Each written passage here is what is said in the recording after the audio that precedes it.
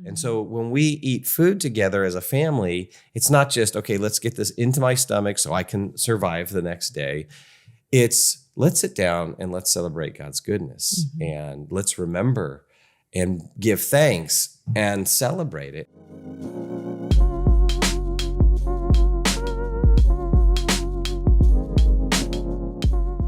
Welcome to the Maven Parent Podcast, where my wife, Erin, is making me do today's podcast. What do you mean? Well, I just flew in last night. I have one day at home, and then I'm back on the road tomorrow. Thank you. Do you want us to play the violin music? Yes. Can we please get some of that edited in? I want some violin music Invoke here. More sympathy. I flew Monday to Tennessee, spoke in Tennessee or I guess it was Georgia, it was on the border there, spoke Tuesday, flew out Tuesday afternoon, spoke in Orlando Wednesday, flew out Wednesday afternoon, spoke in Phoenix on Thursday, and then came home. But it was all good stuff. I'm complaining, but it was really good ministry with a really good ministry partner, which is Summit Ministries, which if you're a parent, you have got to know about Summit Ministries. Go to summit.org. And start planning to send your 16-year-old to 25-year-old, I think is the age range for their Summit student conferences. Worldview conferences, 2 weeks every summer, incredible program. So all of that complaining to just promote the work of Summit.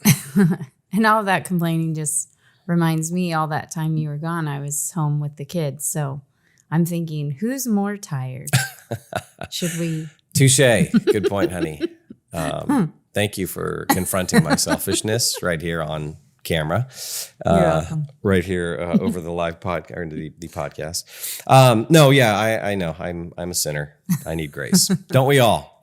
In fact, that will get us right into today's topic, which is a question that we got on our YouTube channel from Angela.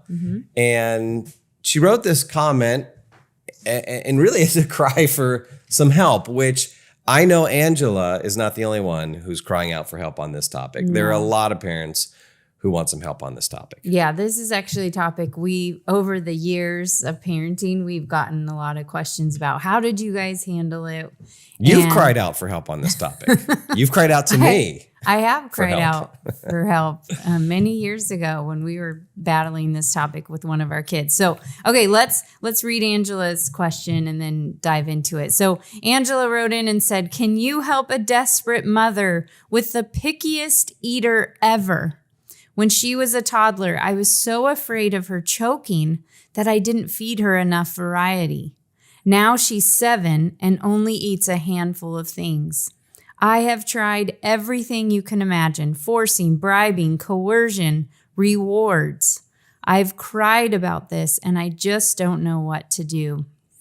And so thank you, Angela, for sharing that honestly. Yeah. And I think there's a lot of people who will hear this and will relate. Yeah. You know, if you got little ones, the battle over food can be such a difficult battle. So, Erin. I remember crying over one of our kids who we'll share about because he's the one we struggled most on this topic. But I think just because we were newer parents too. But I remember crying and saying to you, "Can he get enough nutrients from milk and Cheerios? Because that's all he's eating." And the answer is no, he can. But I have shed tears over this topic as well. Yeah, and he struggles with physical limitations now. Because no, there's a happy ending so far to that story. But all right, so where do we even start on this? And hopefully, what you get from our podcast here, and really the approach that we take to parenting, and that we really should take to anything, is. I think when it comes to these particular issues, is that we always need to pull back first and say, what is the Christian worldview? Even when it comes to food and mealtime, what does the Christian worldview say about these specific topics? And what is our theology of food and mealtime? Now is just going to sound so weird, I think, to people, because this theology of food and eating, I mean, most of us have not spent, especially in American culture, like this is just not something we even think about. Eating and food is just like this mechanical thing we have to do and have to do for our kids, kind of thing. So yeah, I think even that idea of there could actually be a Christian worldview to eating is foreign. It was foreign to me, and I think foreign to a lot of people. Yes. And we wouldn't say, of course, oh yeah, we just went through and did a systematic study of scripture and worked it.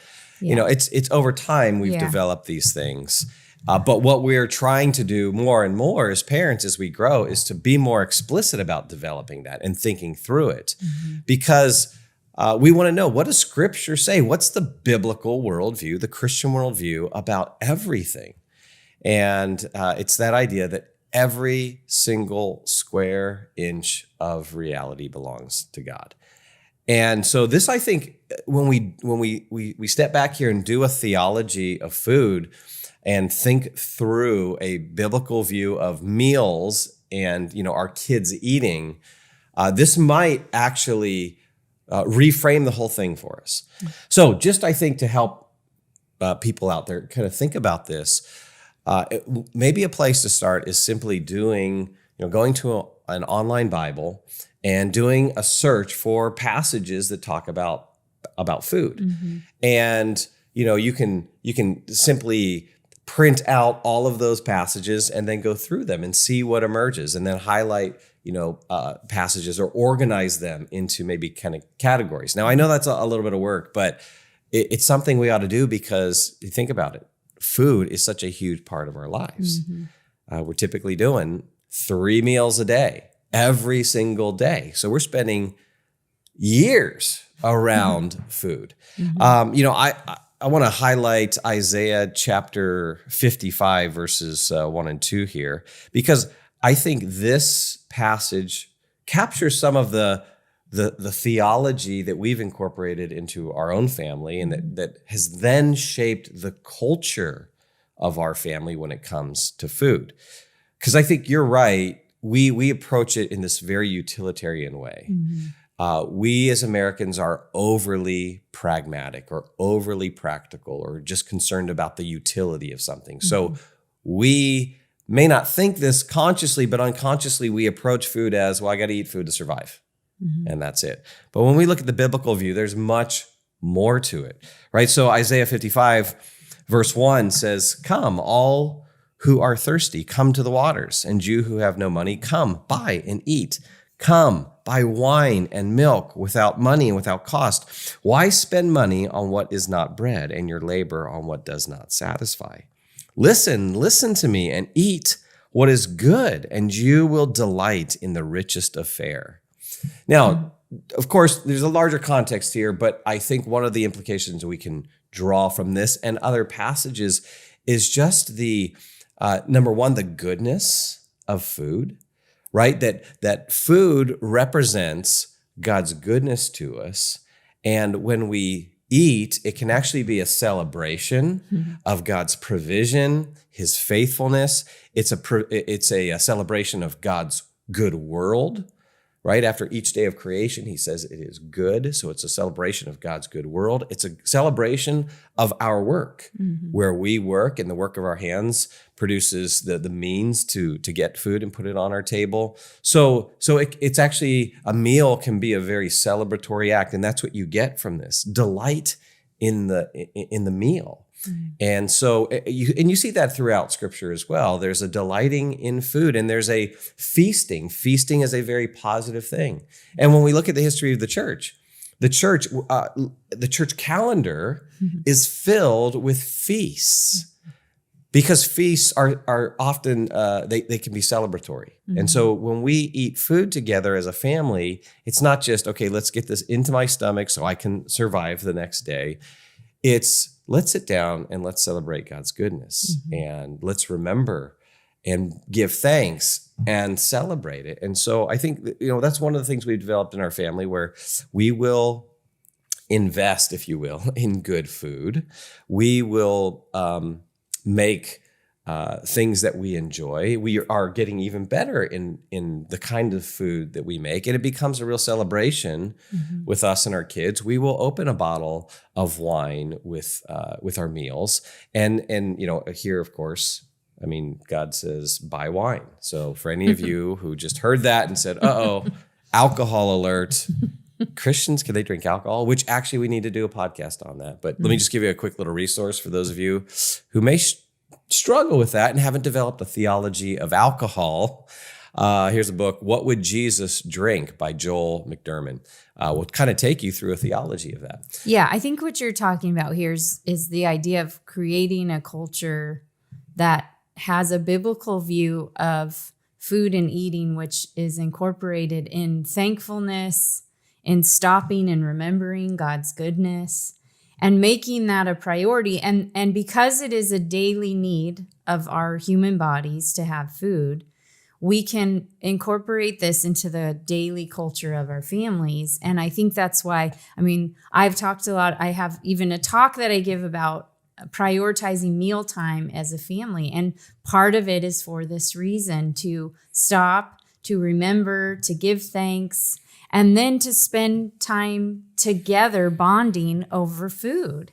And so we wanted to start here because it lays this framework to, like I said, I have cried tears over what my kids are eating or this whole food thing. And Angela's, I mean, you can tell it's just, she's heavily burdened with this idea of like, what do I do with food? And so we're trying to pull back a little bit and lay a foundation that take a deep breath and think about it in a really positive way of this is something that is good. Our appetites are good. It's the way God's designed our bodies to be, to have an appetite, to desire food. And then food is a wonderful blessing. And so the whole thing is good. Well, even take food preparation. Mm-hmm. Food preparation, preparing a meal. I know sometimes it's a burden, right? And Yes. But we need to maybe pause and even rethink how we view food preparation. I mean, food preparation, and you think about, you've got these amazing restaurants, 5-star restaurants where you have chefs, famous chefs, who do all this stuff to prepare a beautiful meal, right? And there's a lot of work that goes into that. And there's even focus and thought, of course, given on the appearance of that thing. And so what we need to do is kind of take food preparation and not merely look at it as this menial task, although there's some of that, right? But even rethinking it and saying, gosh, okay, what are the biblical implications, or what are the theological implications for even food preparation? Well, one very easy one is that when we prepare food and when we create a meal that is orderly, right? There's got to be order. When we create a meal that tastes good, because some meals taste better than others, and even the same dish we can get better at. When then the meal is even, our table is set and the meal is presented in a beautiful fashion, all of those things are reflections of the image of God. We are made in God's image, and we have this creativity, we have this desire for order, this hunger for beauty, and all of that can be expressed in a meal.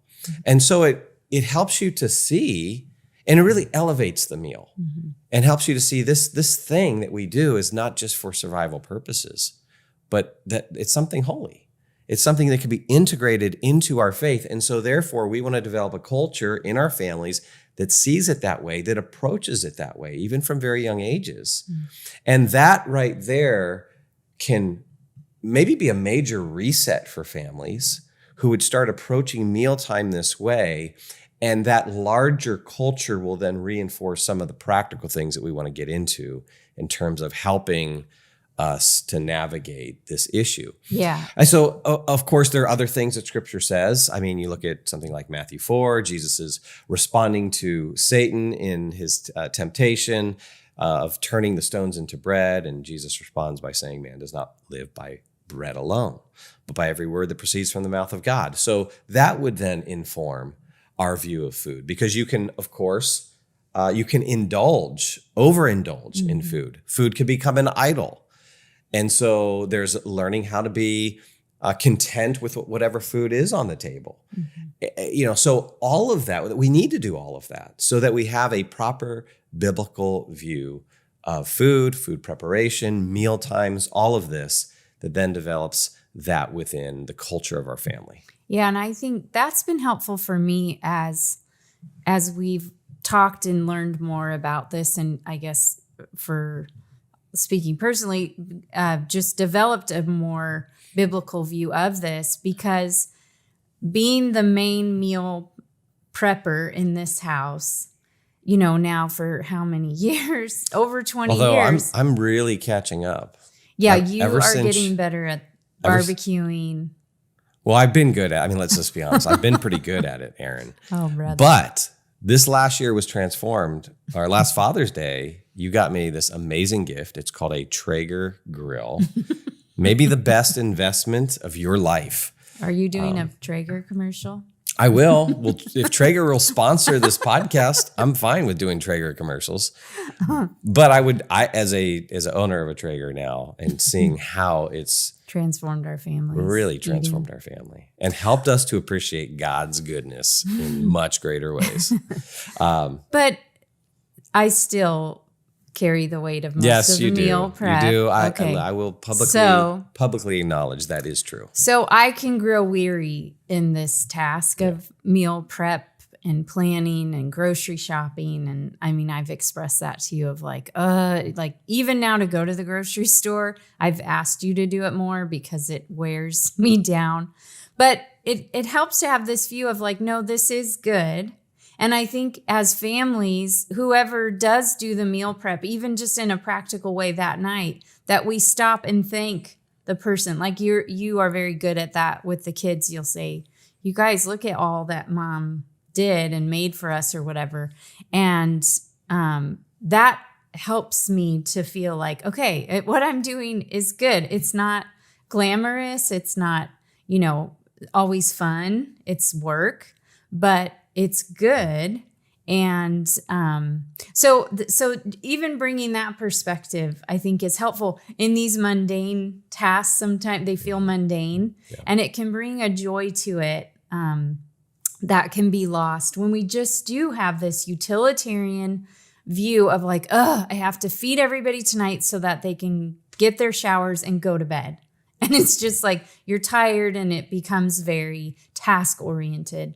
And to bring back the joy really does change the culture of your family, I think, in a really beautiful way. And our family, like you said, we do love to do big meals. Like, for example, we love to do big breakfasts. So like on a Saturday morning, we love to make pancakes or waffles and sit. Hash browns. Yeah. Fruit, and we eat together. Coffee, orange juice. Oh my gosh. Muffins. Now you're making me hungry. So, but we do that because what we've noticed when we do, have all this big effort of making this meal, and then we sit down and we eat and we enjoy it together. And then what we often do is sit afterwards for a long time, and it nurtures this connection that fosters the fellowship amongst our family. Yeah. And it's not, there's no comparison to where we pick up a breakfast burrito and are driving somewhere, because we're in a hurry and we got to get to someone's soccer game. There's just no comparison to the meal, the experience, and everything. So all of that to say. I think I'm just thinking practically. Someone out there is like, this is new to me. I haven't even thought about this. Our family doesn't think of food this way. And so how can you start creating that culture in your own family? Here's one really practical thing I think we could do. And we haven't done a lot of this. Sometimes we'll read a scripture before a meal, but it's often something that maybe focuses on Thanksgiving or God's character or something like that. But what if we took various scriptures that talk about food, and whether it's in the Psalms or Isaiah 55 or Matthew 4 and whatever passages, and just we take one passage and before each dinner, or maybe it's 2 or 3 times a week, you read a passage. Everything's prepared. You sit down at the table and then you read a passage before you actually partake in the meal. And then that could even foster talking about that. That's a great way to teach your kids about a biblical view. But I'm just thinking really practically in this kind of the busyness of life. What can we do? I think that's one thing that all of us can do. And you could do a Google search right now for theology of food or Bible verses on food, and then, pull out 10 that you'll go over the next 2 or 3 weeks at mealtime with your kids. So this is something that can be done. Sometimes you just got to take the baby step. You don't have to work out your entire theology of food before you start to incorporate this into your families. Yeah. Well, that kind of leads us in the direction where we're heading of just now now we have this view of food. Okay, now then how does that work itself out in the feeding of our toddlers? So which toddlers is a good place to start, because we got to start this stuff when we're young, or it's better.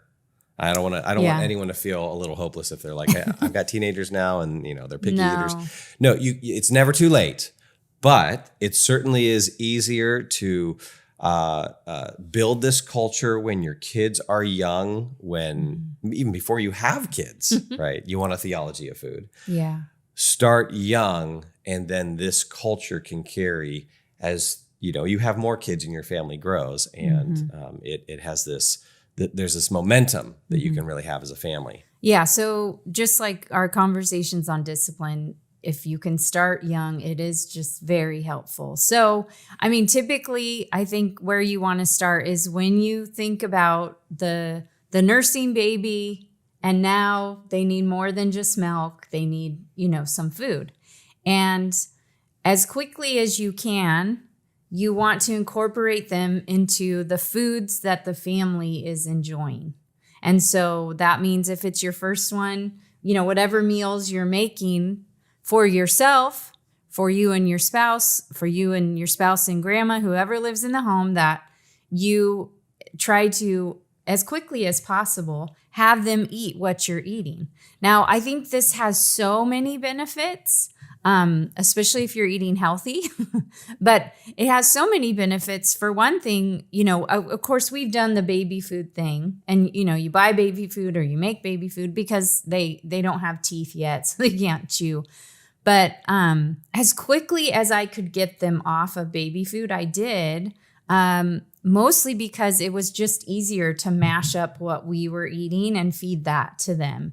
So, and that creates a habit that they partake in the food that everybody's partaking in. So what this leads to is that as quickly as possible, they're not having their own separate dinner, which, of course, when they're eating baby food, that is what's happening. They're getting their own dinner. But as quickly as you can, you move away from that and have them eat what everybody else is eating. And there are no special meals for a family member. Which is a huge point. And I just want to get us to think, a little deeper under the surface on something like this, is that, when you do a separate meal for one kid, or even a separate meal for a couple of different kids, and then a separate meal for the parents, of course, there are times when that is necessary or whatever. But generally speaking, one of the reasons you don't want to do that is because the meal is a shared experience. And what you're doing is you're removing some of that shared experience. Like us eating the same good food together and being able to be thankful for that and celebrate it and say, oh my gosh, Mom, thank you for this meal. And we all enjoy it. There's a shared experience that you don't get from doing these other meals. And then, of course, there's some other issues as well. But just trying to encourage us as parents to keep thinking, but below the surface, going deeper, and helping us to see even something like, doing a separate meal for a kid versus the parents is not a neutral act. It can nudge you in ways that you don't, areas and habits that you don't want. Yeah, it can communicate things to our kids that we might not want to communicate for one, it might even just communicate that we assume they're not going to like what we're eating, you know, and it also can communicate that whatever they desire, they get, you know, and so they're not going to be pushed to do things they don't want to do. Now, of course, you know, I've talked to people in families who have allergies. And of course, a kid could have an allergy and that would prevent them from eating something. So, of course, there are exceptions to that. But in general, families with allergies, the whole family just eats what the person with the allergy eats. And you move the whole family that way. So my sister has celiac disease, so she can't have gluten. So she, of course, does most of the cooking and preparing for her family. So her kids eat gluten-free pretty much most of the time. Now her husband takes the kids out to donuts, and I mean, they do eat gluten, but you get the point of that. When they have a shared meal experience, everyone's just kind of eating what everyone is eating, and that's just how it is. And so I think our diet as a family is actually the opposite of your sister. Like, we try to have a gluten-full meal, so we really try to build that into the culture of our family. Gosh. I love gluten. I mean, I love bread. I love bread. And gluten's in bread, right? Well, in some breads, there's gluten-free bread. Yeah. Okay. So there, of course, are allergies, and you make adjustments when you need to as a family. But and this leads to this not sharing in a meal together, having separate meals is, of course, what can lead to picky eaters. And this is what we experienced early on in our parenting. So if you haven't listened to our first parent podcast, you might not know our story, but I was a single mom. And so those first couple years, I was working, going to school. So when it was time for my daughter to have a meal, it was oftentimes quick, or I needed something easy. She ate a lot of macaroni and cheese. You know, it was just simple things. And I'm not proud to say that, but it just was the reality. And so it turns out she preferred certain meals and didn't really like to branch out from those. And of course, I had kind of created this situation where she liked easy, convenient food. And unfortunately, in American culture, a lot of times the easy food is not really healthy. But anyway, so we realized, you know, once we got married and then started having more meal. Now, I was living with my parents, so we would have family meals, but my life was just pretty chaotic. So once we got married and it was like more of, okay, let's set down some family traditions, then we had to really push her to like, no, we're eating this tonight. You're going to need to try it. And we had to push her more to grow her appetite in vegetables and things like that. So it was harder because she was older. And then with our second one, things got worse. Well, in some ways they did. Of course, with our second one, he was one of our strong-willed children. And so when it came time to eating food, we had to break his will. He was just extremely difficult in not like rejecting stuff that we'd put in front of him. He'd throw it or whatever. And so we have experience with these picky eaters. And I do think it was kind of what we nurtured in them that developed this pickiness. And one thing that as I've grown as a mother and read and learned more is when you learn and read about other cultures besides American culture, you just realize that other cultures don't really struggle with picky eaters. This is kind of an American phenomenon. And I just have, that really hit me in thinking that why is this an American problem and not a problem in Vietnam where your mom's from? Why are there not a bunch of picky eaters in Vietnam? Why in Old Testament Israel history was when God was providing manna, why weren't there children who were starving because they were needing their chicken nuggets and everyone else was eating manna, but there were some picky eaters that needed their own special plate? Yeah, way to take the Old Testament text and have it intersect with modern 21st American fast food culture. was but good. this idea of picky eaters, which is, what we've experienced in our own life and talked with many parents about. But we have to stop and think about what is creating that and why aren't other cultures struggling with that? Yeah, this is where, hey, we can be thankful for the good things in America and in American culture. And at the same time, have a very healthy critique of American culture. American culture is so individualistic. The individual is kind of at the center of life, and the satisfaction of his or her desires is like the greatest good. And so life is, us at the center with all the options around us. It's like all of life is a buffet, whether it's a literal food buffet or it's a buffet of choices. And so American culture nudges us this way. It's not neutral. It nudges us to then try to be okay with that. And then we end up catering to that in ways which we don't intend. I mean, as young parents, we just did not have the wisdom. And so we end up actually catering to that. And so this is, again, why we constantly need a worldview approach. Keep thinking carefully about this. Because think about one of the vices that we can foster in our kids by preparing that separate meal because they're not happy with the family meal. We can foster in them a discontentment. They may never learn how to be content with whatever it is they have. And, Paul talks about that in Philippians, learning to be content in all circumstances.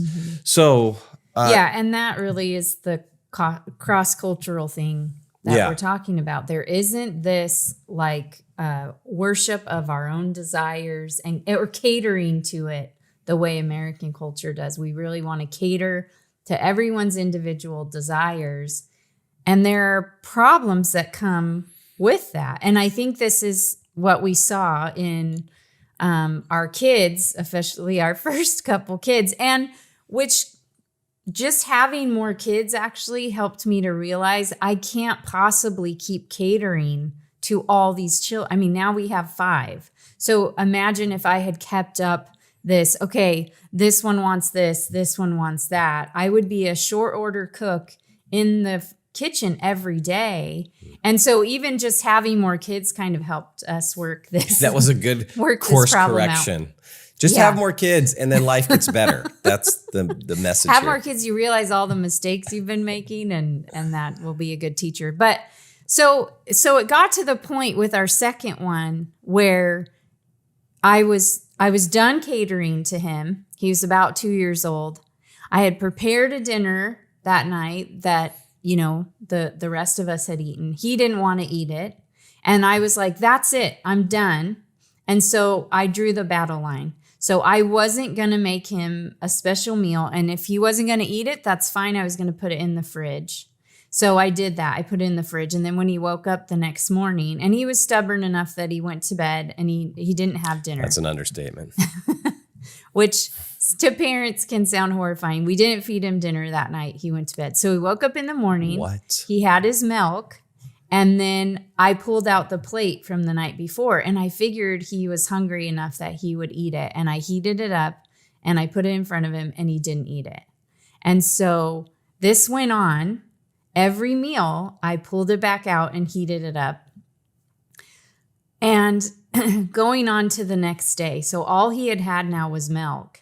And I had read somewhere, just keep giving them, I'd read somewhere to try this. So this is why I was doing it. Just keep putting it in front of them. Eventually they're so hungry, they'll eat it. Well, the food on the plate was starting to look horrific because I had been heated up 7 times. It was now mush. I had microwaved it so much. And then I was in tears. I was just like, the kid's going to starve himself.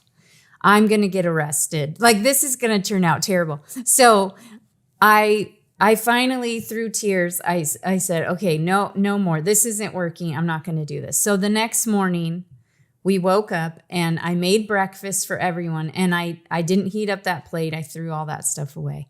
And I just made breakfast, like eggs and bacon or whatever it was. And I put it in front of him and he happily ate. And I realized, okay, I'm not going to keep heating up the plate, but I am going to stop catering and making different meals. And from that point on, we really made a shift and I really took a deep breath and thought, I've got to bring some joy back to this. And yeah, and it was okay that, so if he didn't want to eat a meal, that we're like, well, this is the food. mm-hmm. You can eat this, or else you can go hungry, and we're not going to let you snack later. Yeah. And if a kid skips a meal, that wasn't the end of the world. They're not going to die. They're going to be okay. They're actually going to be really hungry that next meal. Yeah. And will then eat. Yeah. Now, again, if this sound for some parents, I know this is going to sound like, oh, this is cruel. Isn't this cruel that they miss a meal? Like, is that unloving? Is, or can we really do that? And it might just rub up against someone's ideas right now, or their feelings about this in the wrong kind of way. And let me, I guess, challenge you. Maybe you and I have just been shaped way too much by American culture. And that, hey, if a kid doesn't have that meal, this is like a really horrible thing or something. Yeah, I think we've been shaped to pay attention more to their happiness in the moment than their good. Yeah, and their character. And their character. And I realized with our son that I had to do what was good for him, and what was good for him was to stop the habit we had created. And I took ownership in that. I mean, he was 2. And so obviously I had nurtured this in him. I had just given in the snacks when he whined for it. I was doing these things. So I realized I needed to help walk him through the change, but I realized for his own good, we needed to do this. So this kind of leads to then, we'll just maybe end with some practical helps for the picky eater, or for maybe the family who's created some bad habits. Here are some things you can start to implement to provoke some change in your family culture towards eating. And one of those things is, if you're struggling with your kids eating meals when you sit down to eat a meal or whatever, then you probably most likely need to cut back on the snacks in between meals. And why do I say that? I say that because one thing that will help for your child to start eating meals with you is for when they sit down that they actually are hungry. Again, use their appetite. It's a natural God-given thing about the human body. We have an appetite for food. Yeah, so use their appetite against them in this war. No, I'm just kidding. Direct it towards the good. Absolutely. So use their appetite towards the good and stop. Maybe you might need to stop with the goldfish or the granola bars and things that you're easy little snacks along the way. Yeah, at least even for a day or so, if it's really bad and you're trying to correct, like they're literally not sitting down and eating meals, the snacks might need to stop right away. Yeah, and the snacking, again, this is where we sit back and go, wait, is the kind of the snacking culture a good thing? Yeah. Right? And actually, a lot of snacks are unhealthy. They're filled with sugar. So in terms of the stewardship of our bodies and developing that within our own kids and good, healthy habits, that, we don't want to just sit back and assume, hey, this is what everyone does, so we're going to do it too. Yeah. And that snacking then undermines our other efforts because it suppresses their appetite for then the good meal that we prepare and put together. Yeah, so most American snacks are just empty carbs. So along with that, another practical step is not stocking your cupboard with a bunch of snacks. Yeah. So which is what we had to do when we were in this struggle. We had to kind of clean out the snacks because we were struggling with these meal times. So we had to go and kind of clean out the cupboard and say, no more snacking. Yeah, and we should probably go and clean out the cupboard right now. I mean, it's just amazing how it's so easy it piles up. to have a cupboard full of snacks. So I encourage you, mom, dad, grandma, grandpa, go to your cabinet right now. Hit pause, go. Clean it out. Go look and just see. And it would be great. In fact, we should do this. We should go and we should count how many snacks are in there, different kinds of snacks. You'd probably be really convicted, Erin. I would be convicted too. Yes. Because not only is it in our cupboard, but then there's stuff in the refrigerator. And then, you might have a cabinet in the garage with additional things. I mean, and what that then does is creates all of these choices and options that can fight against contentment. Yeah. And if your kid's hungry and they say, I want a snack, and you go, no, we're not going to do snacks right now. Well, having a cupboard full of tempting snacks is going to make it that much more difficult. Yeah, so I think we have found kids in the cupboard sneaking, like crawling in, sneaking snacks, trying to get snacks. Yeah. So that's yeah. I think very practical advice that we is can all helpful. use. Yeah. Another thing that we found that was helpful with our kids that were struggling with mealtime is that I started to incorporate them in the cooking of the meals. And one thing that this did was it started to build ownership in the meal prep. It also started teaching our kids how to cook, and all of our kids do know how to cook. And so those are good skills to have. But also, as you're sitting there cooking the food, you're smelling it, and it's stoking your appetite to eat. And so actually having them help with the meal prep can be very valuable in then 30 minutes later, actually sitting down and eating that meal with you. They're invested in it. They helped with it. So yeah, that's another one. I also think just having, the positive peer pressure of eating together.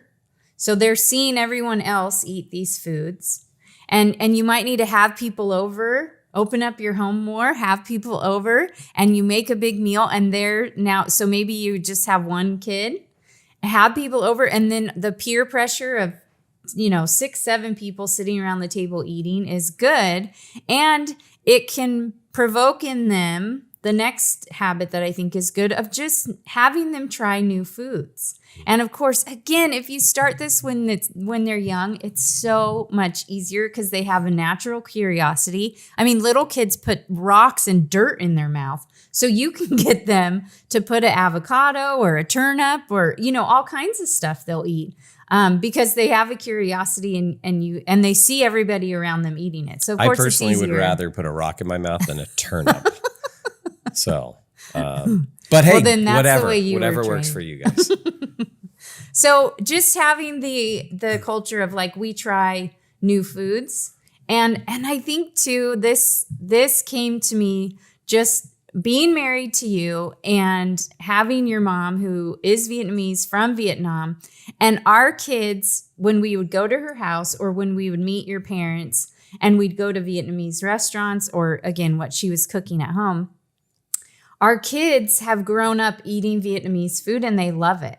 And it's just because we did it with grandma, grandma would prepare this meal and we'd eat it. Yeah.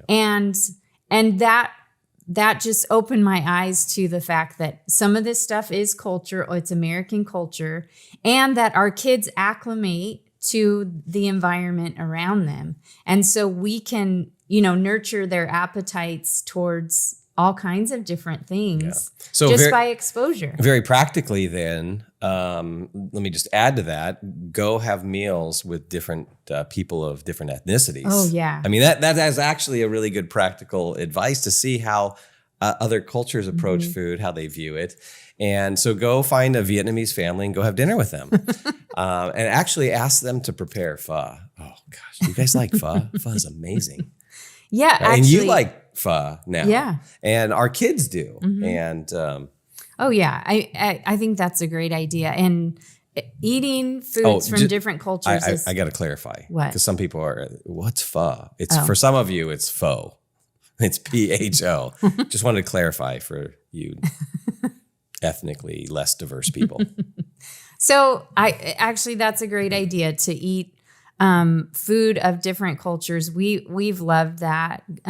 We've gotten to, I don't know if it's just from living in California, the melting pot, but we've experienced so many different foods and different cultures. And that is a great way to just expose your kids. And again, it's like that healthy peer pressure of they're seeing all these people enjoy this food. They're smelling it. There's, the whole thing can just help to nurture an affection towards new things. Yeah. Another practical step could just be figuring out how to make the family meal. Well, I guess first, making sure there are family meals. Prioritize that. Prioritize a family meal where it's a prepared meal. Maybe the kids are helping out, but then you're going to sit down together as a family and partake in this meal together and foster a kind of a relational culture around the meal. And so you eat as a family and you have conversation as a family, and maybe you come up with a discussion question. You use it as an opportunity to ask how was the day? Maybe it's discussing a biblical verse, whatever. You're having conversation, dialogue around the food, because food, you see this biblically, food is often connected to fellowship. Mm-hmm. And there's almost a kind of a table fellowship theology in the scriptures, right? When we see the church gather a lot of times, the meal is central. You look at the first church, the early church in Acts chapter 2, going from house to house, sharing meals. You see the Lord's Supper is often in conjunction with a meal, right? We have this history of feasting within the church, breaking bread together. This is a relational thing. And so figuring out how to make mealtime relational so that there's a connection. So it's not only do I enjoy this good food, but man, we as a family talk so much, and it's just a rich time together and we connect. And I think we've gotten to the point where our kids, they enjoy to be together for the mealtime. And they might eat something that's not their favorite, but they've learned to be content with it. But then also they know that, gosh, if they don't, they're going to be left out in this rich family time. Yeah. Well, okay. So here, I want to present a little bit of a challenge to you and hear your thoughts on this. Wait, you're going to publicly challenge me? Okay, fine. So I can hear an objection to this because I've heard it in real life, but I've been asked a lot, okay, what about when dad's work schedule or mom's work schedule? It's dads who work these later hours, right? So what about when dad doesn't get home from work until later on? And, the kids have got to eat before that or whatever. So in this idea of, okay, making meals a priority, what about when work schedules conflict with, we've talked about what we think about kids' schedules and how we should prioritize kids' schedules. Work is different. Especially if it's a one-income family, but even a two-income family, how do you prioritize meals if dad doesn't get home till 8:00? Yeah. Well, there's probably a bunch of things we could say on this. Number one, we might need to reevaluate the pace of modern life. I'm convinced is way too fast, and we are all way too busy. And I will say that about us right now. Our lives are too busy. I would love to quit everything, move to an island, and just slow life down, particularly at one of the Hawaiian islands. But so part of it might be reevaluating. Do we need to slow life down? As a dad, I might need to ask myself, am I overworking? If I can't fit one of those three meals, breakfast, lunch, or dinner, into the fairly regular routine of my home, then I may need to rethink some things. We might need to re-strategize, reprioritize. So, hey, it doesn't have to be dinner. It could be that, all right, well, everyone's home in the morning. Yeah. So we're going to just get everyone up early, and we are going to prepare a breakfast in the morning, and the breakfast is going to be our mealtime. It doesn't necessarily have to be dinner. Yeah. So that would be one way to adjust. Another way might be, okay, sometimes this is temporary or sometimes just out of necessity.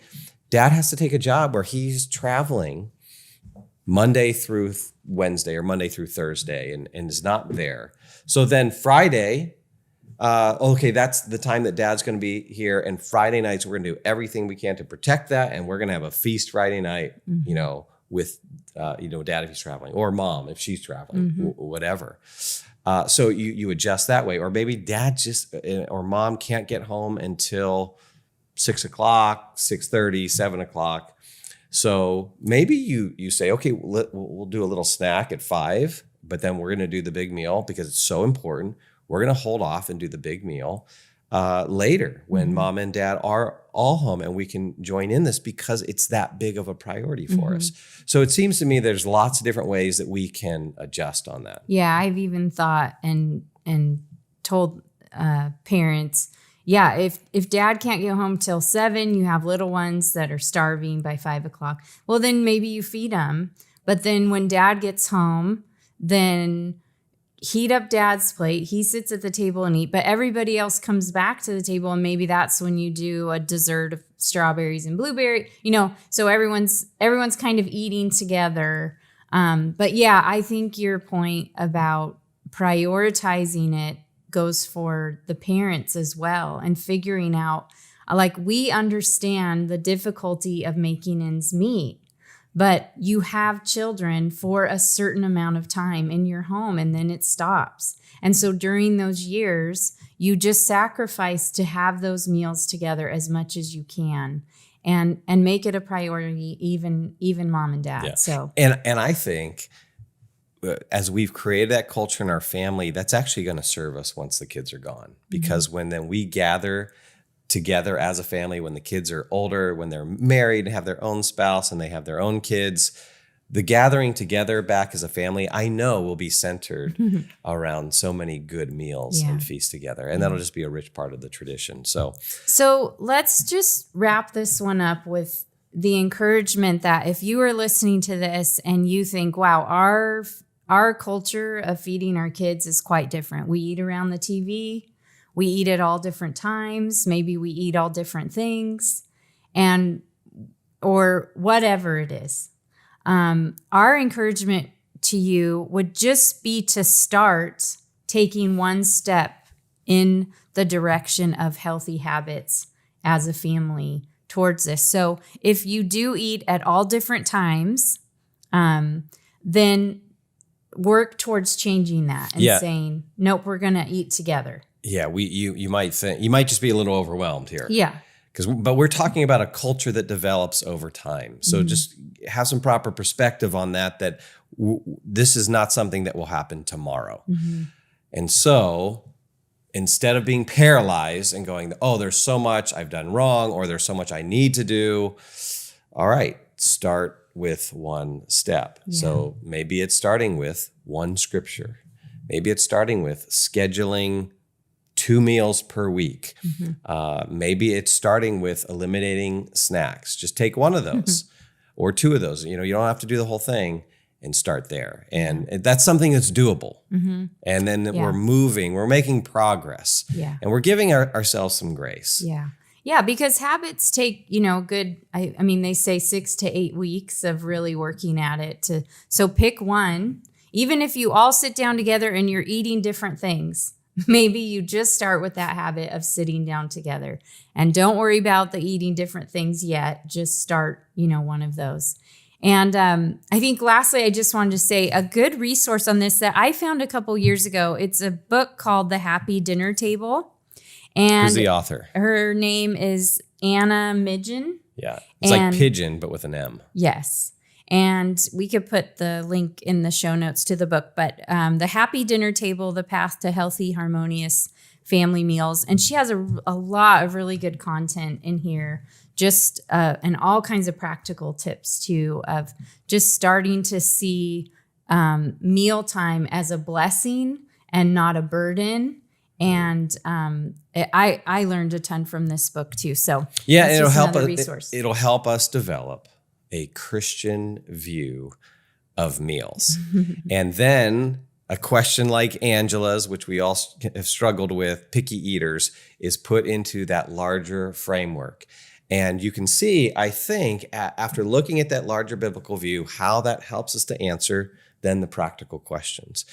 Our theology, our biblical worldview, the scriptures ultimately will get lived out.